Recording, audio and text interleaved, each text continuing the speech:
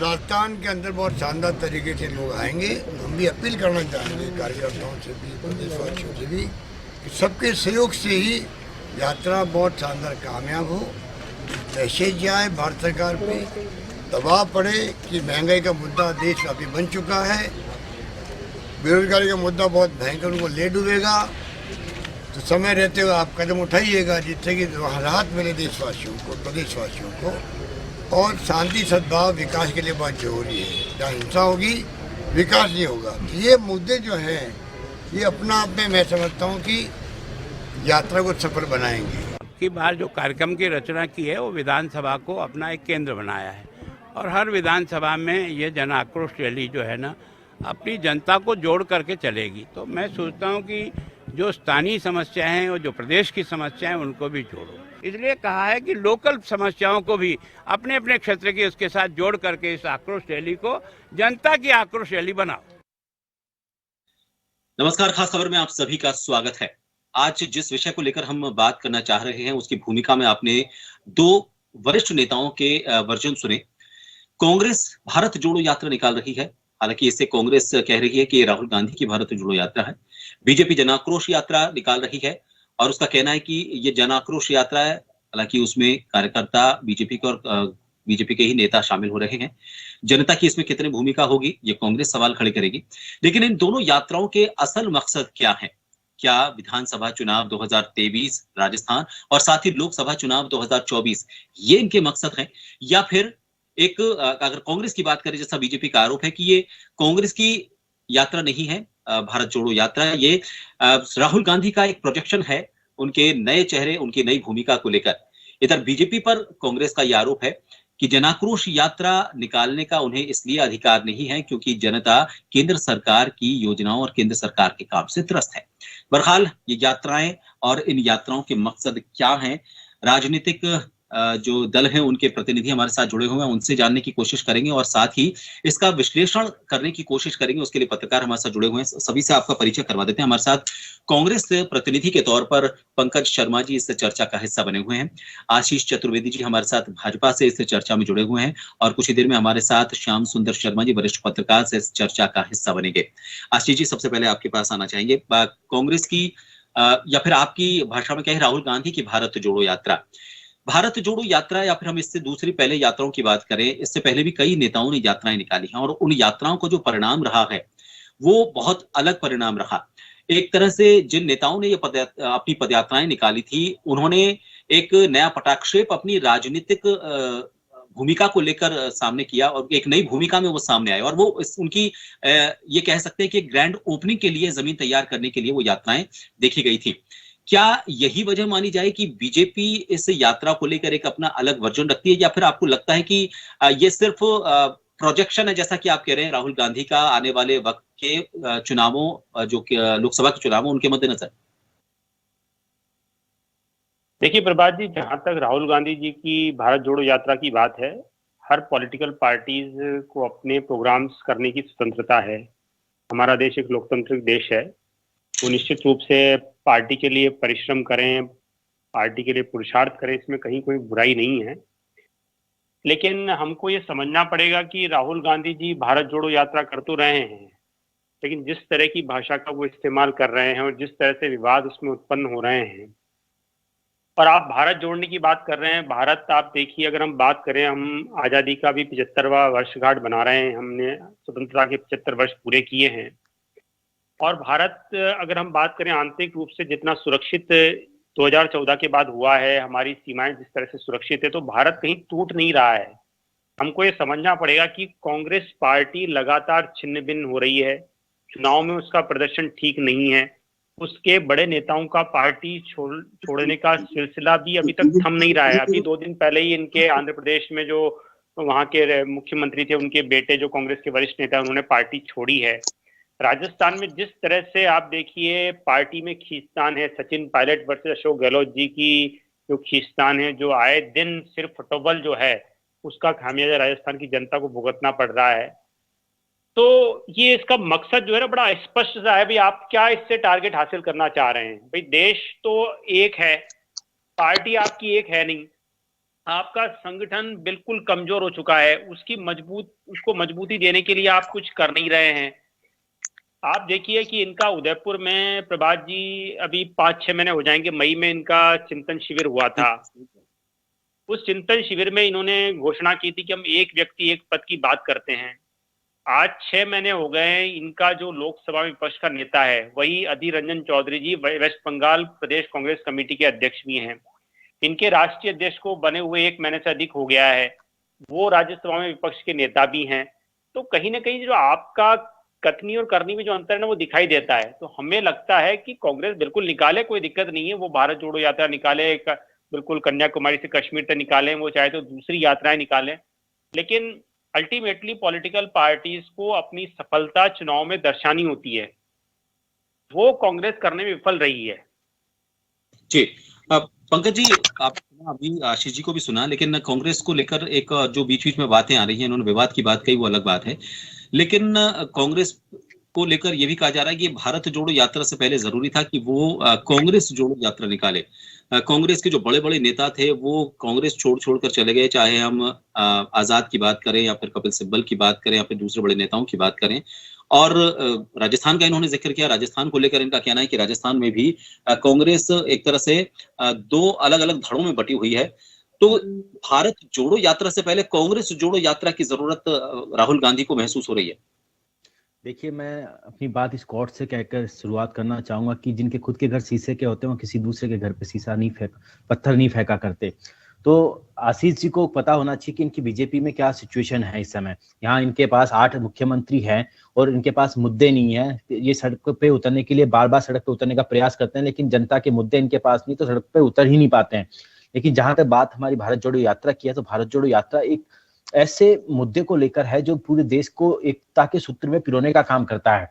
भारत जोड़ो यात्रा जो भी एक आर्थिक असमानता है, जो भारत में एक घृणा का माहौल उत्पन्न हो चुका है, उसको खत्म करने के लिए है। भारत जोड़ो यात्रा जो बेरोजगारी, महंगाई जैसे मुद्दे इस समय देश के सबसे ज्वलंत मुद्दे हैं, उन पे बात करने के लिए है। राहुल गांधी जी देश के एक एक व्यक्ति से इस यात्रा के रूप में जो जो लोग पढ़ते आएंगे, जिन लोगों से बात होगी, कम्युनिकेशन होगा, सबसे बात करके देश को समझने की कोशिश कर रहे हैं। उस बातों को, मुद्दों को जनता को से सुनकर, लोगों को से सुनकर सरकार तक पहुंचाने का काम हम लोग कर रहे हैं। तो ये यात्रा एक निहित उद्देश्य को लेकर की जा रही है, जिस उद्देश्य में देश सर्वप्रथम है। यहाँ बीजेपी में जो जन आक्रोश यात्रा निकाली जा रही है, उनका कोई, मुझे नहीं पता कि वो जन आक्रोश यात्रा क्यों निकाल रहे हैं, क्योंकि महंगाई, बेरोजगारी केंद्र सरकार की ने इतने ज्यादा कर रखी है। डॉलर की रेट आप सबको पता है कि कहाँ जा चुके हैं, पेट्रोल डीजल की रेट की आपको सबको पता है, सरेंडर की रेट्स आप सबको पता है। तो वो मैं रेट्स बता के अपना टाइम जाया निकालूंगा, लेकिन ये मुद्दे हैं। जो रोजगार की बात करें तो केंद्र सरकार ने 2 करोड़ रोजगार के वादे किए थे। आज सिर्फ 70,000 कुछ दिनों पहले उन्होंने नियुक्त अपॉइंटमेंट लेटर दिए हैं। 70,000 कल उन्होंने अपॉइंटमेंट लेटर दिए। 1,40,000 लोगों को नौकरी दी है इन्होंने, जबकि मार्च में प्रधानमंत्री जी ने ये घोषणा की थी कि दिसंबर तक 10 लाख लोगों को नौकरी बिल्कुल पायलट प्रोजेक्ट के तहत दे देंगे। इनको पता है कि वादे क्या करके आए थे। तो कथनी और करनी में अंतर तो सबसे ज्यादा बीजेपी में है। जी श्याम जी, यात्राओं का ये सिलसिला इस बार कुछ एक नया ट्रेंड, सियासी ट्रेंड नजर आ रहा है। कांग्रेस हालांकि पहले ऐसे यात्रा कर रही है, लेकिन बीजेपी ने भी इसके जवाब में जनाक्रोश यात्रा की ही बात की।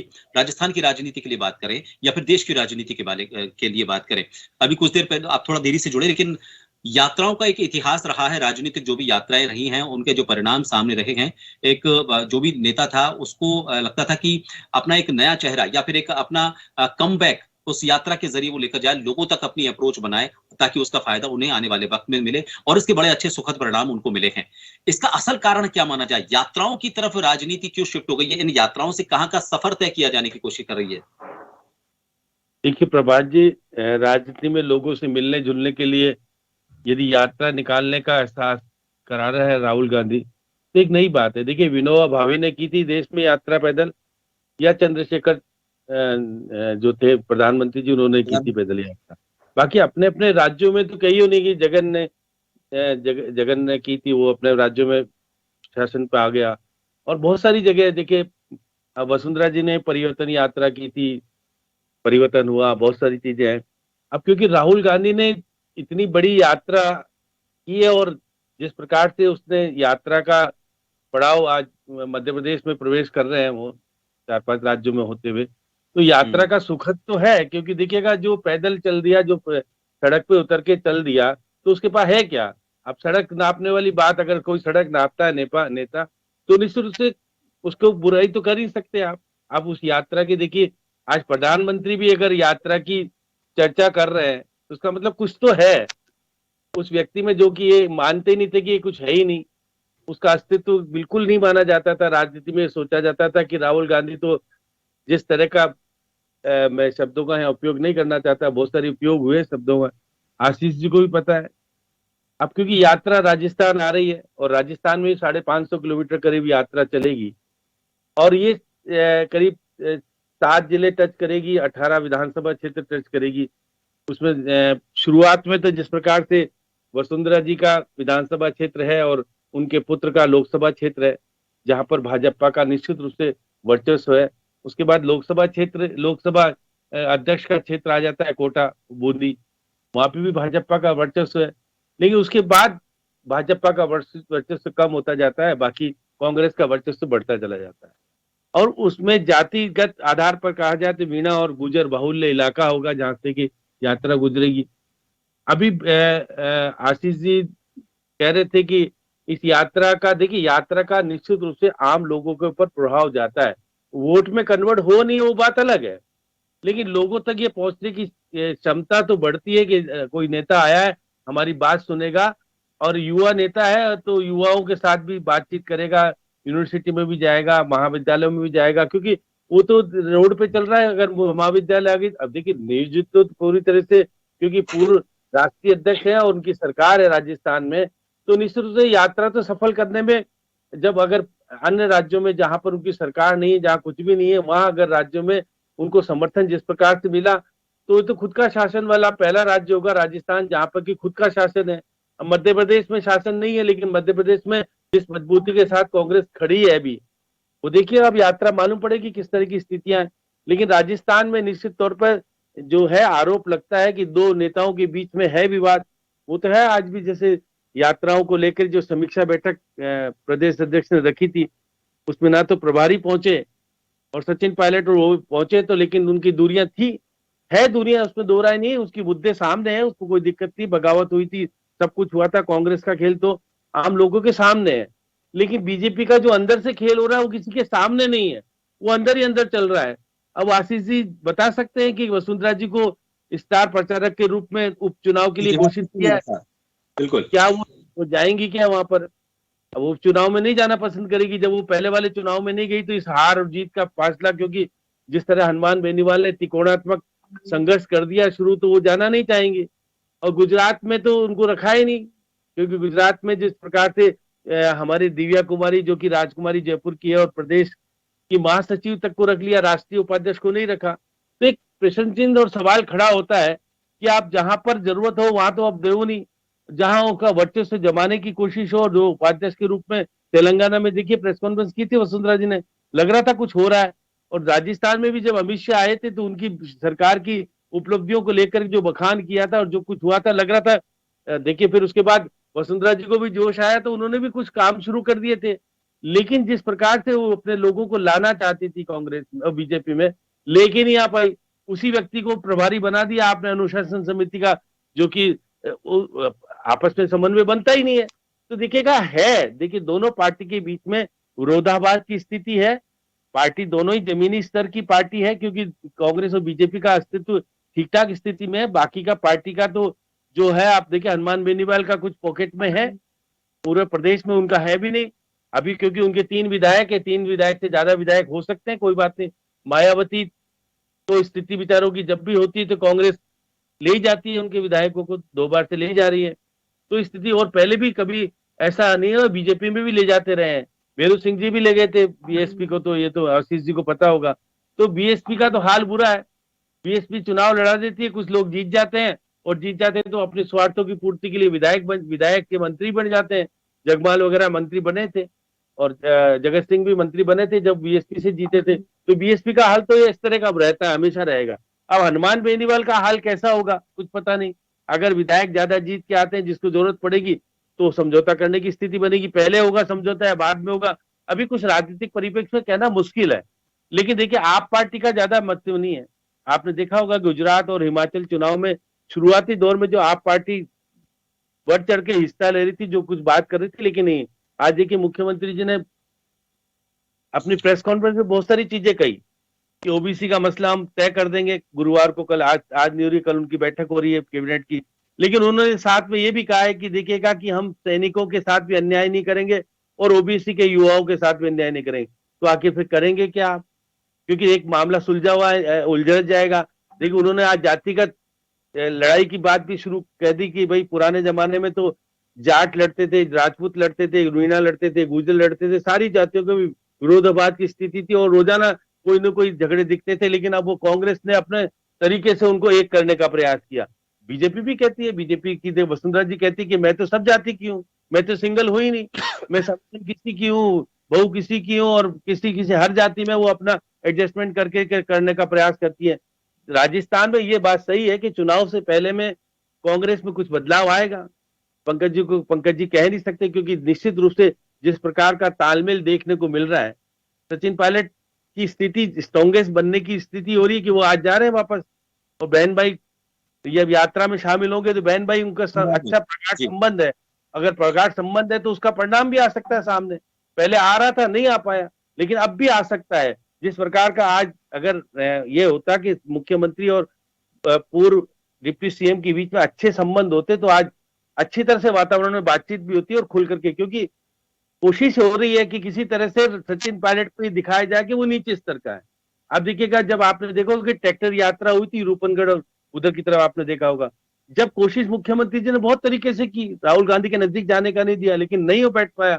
अब क्योंकि बगावत राजस्थान में, जैसे सचिन पायलट के ऊपर बगावत का आरोप लगता था 2 साल पहले, और जो उनके बर्खास्ती का जो परिणाम आया सामने, अब क्योंकि दूसरी बार बगावत 25 सितंबर को हुई, उसके खिलाफ कार्रवाई नहीं हुई। प्रभारी जी बड़े दुखी हैं, वो आईने नहीं चाहते।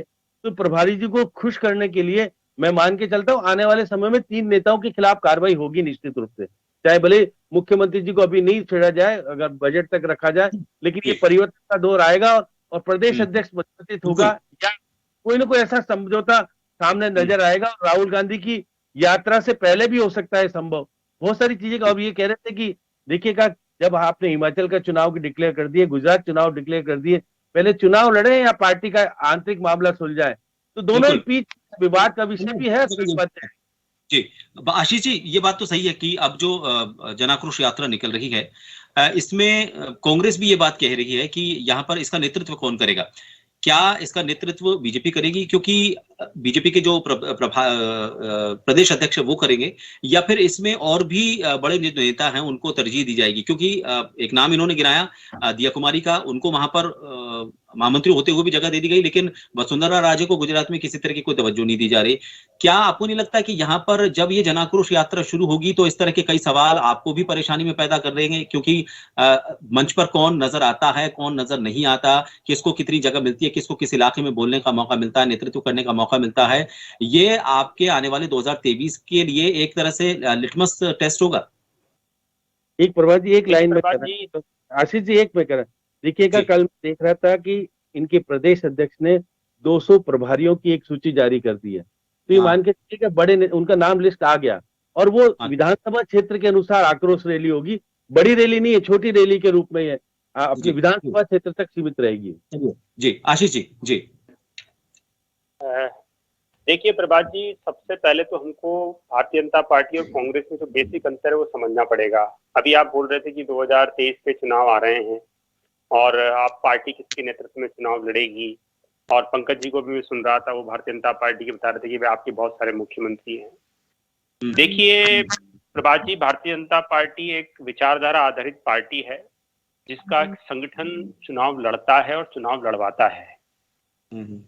अगर हम बात करें तो कांग्रेस के पूरे देश में नंबर ऑफ वर्टिकल डिवीजन हुए हैं। अभी श्याम जी बहुत वरिष्ठ पत्रकार हैं, जगन मोहन का जिक्र कर रहे थे, जो मुख्यमंत्री आंध्र प्रदेश के, वो कुछ समय पहले तक कांग्रेस पार्टी में हुआ करते थे। वो वहां से निकले और उन्होंने पार्टी बनाई और कांग्रेस का सुपड़ा साफ आंध्र प्रदेश में कर दिया। कांग्रेस न सत्ता दल है न विपक्षी दल है, वहां पे जो लड़ाई चल रही है वो वाईएसआर वर्सेस टीडीपी की लड़ाई है। अगर हम बात करें तो ममता बनर्जी की बात करें, आप देखिए कुछ समय पहले तक कांग्रेस में हुआ करती थी, तृणमूल कांग्रेस का उन्होंने गठन किया और कांग्रेस की पिछले विधानसभा चुनाव में 0 सीट आई है, 0 सीट इन वेस्ट बंगाल। भारतीय जनता पार्टी में आपको ऐसे कोई उदाहरण मिलेंगे नहीं कि भारतीय जनता पार्टी किसी नेता ने पार्टी छोड़ी और सफलतापूर्वक कहीं पे उसने अपने झंडे गाड़े हों। चाहे हम उमा भारती जी की बात कर लें, चाहे हम कल्याण सिंह जी की बात कर लें, चाहे हम येदियुरप्पा जी की बात कर लें, तो दोनों पार्टियों में बेसिकली कुछ अंतर है, क्योंकि हमारी जो पार्टी वो संगठन आधारित पार्टी, एक विचारधारा आधारित पार्टी है।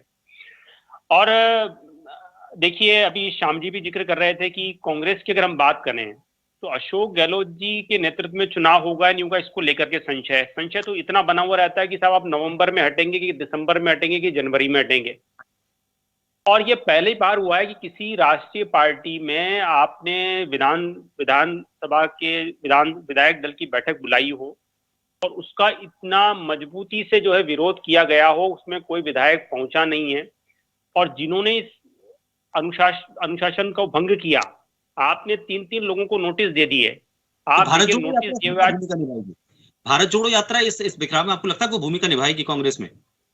नहीं, भारत जोड़ो यात्रा का तो अभी देखिए ये बार बार एक बात कर रहे हैं कि साहब हमको जो है आर्थिक विषमता की बात कर रहे हैं, ये सामाजिक सौहार्द की बात कर रहे हैं। प्रभात जी, राजस्थान के मुख्यमंत्री जी ने अभी 2-3 दिन पहले बयान दिया है, जो आप साहब ने जिस बर्बरता से, जिस शिष्टता से श्रद्धा की हत्या की है, आप उस दरिंदगी को दुर्घटना का नाम दे रहे हैं, तो आप अल्टीमेटली क्या सिद्ध करना चाह रहे हैं? मतलब आप तो तुष्टीकरण की सारी हदें पार कर रहे हैं, आप उसको दुर्घटना बता रहे हैं। मतलब एक भी समझदार आदमी आपको पूरे देश में नहीं मिलेगा जो उसको दुर्घटना बताएगा। मतलब आपके पास कहने के लिए शब्द नहीं है।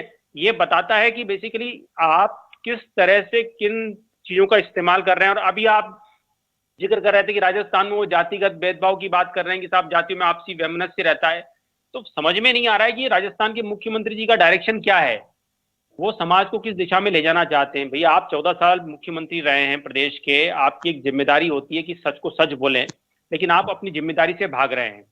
और श्याम जी बहुत वरिष्ठ पत्रकार हैं, जो बहुत अच्छे ढंग से वो एनालिसिस भी करते हैं, मैं उनकी बात को सुन रहा था, मैं उनकी बात से बिल्कुल सहमत हूँ कि जहां तक राजस्थान की बात है, देखिए राजस्थान में आम आदमी पार्टी का कोई अस्तित्व है नहीं। अभी हमने हिमाचल में देखा कि वो किस तरह से छोड़ करके भाग गए, मतलब चुनाव संपन्न ही नहीं हुआ और वो बोरी बिस्तर बांध करके चले गए। और मुझे लगता है ये स्थिति हमको गुजरात में देखने को मिलेगी। वहां पे जो मुख्य मुकाबला है वो भारतीय जनता पार्टी और कांग्रेस में, भारतीय जनता पार्टी बहुत अच्छे से वहां पूर्ण बहुमत से और उससे ज्यादा से सरकार बनाने जा रही है। ठीक है। देखिए लेकिन राजस्थान की राजनीति में मैंने, देखिए प्रभात जी, पिछली बार भी मैंने अपनी डिबेट में बोला था कि हमको तीसरे मोर्चे को लेकर के थोड़ा सा एनालिसिस करना चाहिए। राजस्थान की जो राजनीति वो ध्रुवीय राजनीति है। यात्राओं की भूमिका की मैं बात करता, जन आक्रोश जो यात्रा है, क्या वो इन चेहरों को लेकर एकजुटता का संदेश दे पाएगी? कि बीजेपी की मैं बात कर रहा था, क्योंकि वसुंधरा राजे को जैसे दिन वहां से अलग कर दिया गया, गुजरात में उनको कोई भूमिका नहीं दी गई। यहाँ पर क्या आपको लग रहा है कि ये जो यात्रा है इसमें भी चेहरों को लेकर सवाल खड़े करेगी कांग्रेस आप बीजेपी पर? देखिए प्रभात जी, वसुंधरा राजे राजस्थान की 10 साल मुख्यमंत्री रही है, वर्तमान में पार्टी की राष्ट्रीय उपाध्यक्ष है। पार्टी को जहां जहां उनको उपयोगिता लगती है वो हमेशा सामने रहती है और फ्रंट में रहती है। अगर हम बात करें तो चाहे हम राष्ट्रीय कार्यकारिणी की बात कर लें, चाहे राष्ट्रीय पदाधिकारी बैठकों की बात कर लें, चाहे प्रदेश कार्यकारिणी की बात कर लें, वो हमेशा दिया कुमारी का राजनीतिक इतिहास बहुत लंबा नहीं है। अगर भूमिका की बात करते तो उनसे ज्यादा प्रमुख भूमिका तो उपाध्यक्ष होने के नाते गुजरात में वसुंधरा राजे की बैठती है, और यहाँ महामंत्री होने के नाते उनको, तो आप ये भूमिका को लेकर तो फिर कैसे आप बात कहेंगे? फिर देखिए वसुंधरा जी पार्टी की राष्ट्रीय उपाध्यक्ष है ना, वो राष्ट्रीय महामंत्री है, वो प्रदेश की महामंत्री है, वो राष्ट्रीय उपाध्यक्ष है। आप देखिए 10 साल के मुख्यमंत्री नए लोगों का जमाना है तो ठीक है। ठीक है, चलिए मैं चूंकि समय में एक बार जी आप अपनी थोड़ा सा बात पूरी कर ले, फिर मैं पंकज जी के पास आना चाहूंगा। जी आशीष जी। देखिए अभी आप पूछ रहे थे कि भारतीय जनता पार्टी अपनी जन आक्रोश यात्रा किस कारणों से निकाल रही है। प्रभात जी, राजस्थान की सरकार 17 दिसंबर को अपने कार्यकाल का मुख्यमंत्री जी तीसरे कार्यकाल का 4 साल पूरा कर लेंगे। और राजस्थान में जिस तरह की स्थिति, अभी बेरोजगारी की आप बात कर रहे थे, केंद्र सरकार ने मिशन मोड पे लिया है कि हम 10 लाख लोगों को सरकारी नौकरी देंगे विद इन 1 ईयर। ये राजस्थान के मुख्यमंत्री हैं जो घोषणा करते हैं, और होता क्या है, अभी थोड़े दिन पहले वन रक्षक का जो पेपर हुआ था, तो पेपर लीक हो गया। उसके साथ आप जो 93,000 लोगों को जो गेस्ट फैकल्टी थे, आपने उसकी भर्ती को निरस्त कर दिया। राजस्थान में स्थिति ये है कि आप 1 लाख तक भी नौकरी दे नहीं पाए, और बातें कर रहे हैं आप जबरदस्त तरह की बातें कर रहे हैं। संविदा कर्मी को जो है आप नियमन की बात कर रहे हैं, उनको लेकर के जो खामियां हैं, जो आपके हेमाराम चौधरी जी वो सरकार को लेकर के प्रश्न चिन्ह खड़े कर रहे हैं, राजेंद्र गुड़ा जी प्रश्न चिन्ह खड़े करते हैं, वो सरकार पे सवालिया निशान खड़े करते हैं, इनके विधायक, इनके मंत्री सरकार की ईंट बजाने की बात करते हैं। ठीक है, आप ये कह रहे हैं कि ये सारे वो मुद्दे हैं जिनको लेकर जनाक्रोश यात्रा निकल रही है। ओके पंकज जी, देखिए आज जो मीटिंग हुई थी राहुल गांधी की पदयात्रा को लेकर, वो जब भारत में आएगी, राजस्थान में आएगी, तो उसमें किस तरह की व्यवस्थाएं होनी चाहिए, उसे कैसे सफल बनाया जाए। लेकिन उस मीटिंग में आपने देखा होगा, उसकी तस्वीरें भी सामने आई थी, दो बड़े नेताओं के बीच की दूरी और बिना बात किए उस बैठक से दोनों का अलग अलग दिशाओं में चले जाना। अगर बैठकों की तैयारियों में इस तरह का बिखराव नजर आएगा तो यहाँ कैसे एकजुटता का संदेश इस यात्रा के जरिए राहुल गांधी दे पाएंगे? देखिए, जो बैठक की पिक्चर्स आई हैं उनमें मुझे तो ऐसा कुछ दिखा नहीं, लेकिन एक वरिष्ठ होने के नाते या फिर बिल्कुल साथी होने के नाते, वरिष्ठ नेता होने के नाते, जनरल जो ग्रीटिंग्स होती है उन्होंने ग्रीट किया एक दूसरे को, उसके बाद ही मीटिंग का शुभारंभ हुआ था। लेकिन बात अब देखिए, कांग्रेस की भारत जोड़ो यात्रा की है। कांग्रेस वो पार्टी है जो सड़क से लेकर विधानसभा तक, विधानसभा से लेकर संसद तक हमेशा से जनहित के मुद्दों के लिए लड़ती आई है, जनता के मुद्दों के लिए हमेशा से अग्रसर रही है। और इसी पिछले 8 साल का जो कुशासन भारतीय जनता पार्टी का केंद्र सरकार में रहा है, उस कुशासन के खिलाफ हम भारत जोड़ो यात्रा कर रहे हैं। भारत जोड़ो यात्रा में महंगाई, बेरोजगारी और जो भारत का एक सौहार्द था, एक सद्भावना थी, जो बिखर चुका है, उसे जोड़ने का काम हम इस भारत जोड़ो यात्रा के माध्यम से कर रहे हैं। भारत जोड़ो यात्रा लगभग 12 राज्यों से, 2 केंद्र शासित प्रदेशों से निकल रही है। कन्याकुमारी से श्रीनगर तक, कश्मीर तक का ये सफर तय करेगी। तो इसे अपार समर्थन मिल रहा है। और मैं तो आशीष जी को भी कहूंगा कि ये जो भारत जोड़ो यात्रा हर वर्ग, हर जाति, हर धर्म की है, इसमें किसी भी तरीके के व्यक्ति जुड़ सकते हैं। आप लोग भी जुड़े, क्योंकि एक अच्छे मोटो को लेके कांग्रेस का संगठन इसे के बजाय ये कोई देश की यात्रा है, इससे जुड़ना चाहिए। अब तिरंगा यात्रा की तरह इसको कह रहे हैं कि देश से जुड़ी यात्रा है। चलिए ठीक है, क्योंकि उसमें भी बीजेपी वालों का कहना था कि कांग्रेस के नेताओं को आना चाहिए था, पार्टी की यात्रा नहीं है। खैर, लेकिन बड़ा सवाल यह है कि जितनी भी भीड़ यहाँ पर आ रही है, जनाक्रोश यात्रा की बात बाद में पता चलेगी, लेकिन जो भी भीड़ इस तरह की यात्राओं में सामने आती है, बड़ा सवाल यह है कि क्या इन यात्राओं से वो भीड़ अपनी विचारधारा को उस पार्टी के मुताबिक कर पाएगी? और चलिए, विचारधारा अगर बदलती है तो क्या वो विचारधारा बदलने के बाद वो सारे के सारे लोग वोट बैंक में तब्दील हो पाएंगे? ये एक बहुत बड़ा सवाल है। यात्राओं का मकसद क्या उस वोट बैंक को हासिल कर पाएगा? ये बात ठीक है कि सामने कुछ मकसद रखा जा रहा है, लेकिन ये विशुद्ध तौर पर इनका एक राजनीतिक मकसद कहीं ना कहीं जरूर है, चाहे कोई खुले में इसको ना बोले। लेकिन विचारधारा के साथ क्या ये वोट बैंक में तब्दील हो पाएगा? कितनी कोशिशें कामयाब होंगी भारत जोड़ो यात्रा की और जनाक्रोश यात्रा की, ये देखना होगा। और साथ ही जो मकसद इन यात्राओं के जरिए दोनों राजनीतिक दल देना चाहते हैं, चाहे बिखराव को लेकर, चाहे फूट को लेकर, चाहे एकजुटता को लेकर, या फिर विपक्ष पर, सत्ता पक्ष पर हमले को लेकर, वो मकसद क्या वो पूरे कर पाएंगे, ये जरूरी होगा देखना। बहुत बहुत शुक्रिया आप सभी का खास खबर में हमसे इस विषय पर जुड़ने के लिए। दीजिए इजाजत, नमस्कार।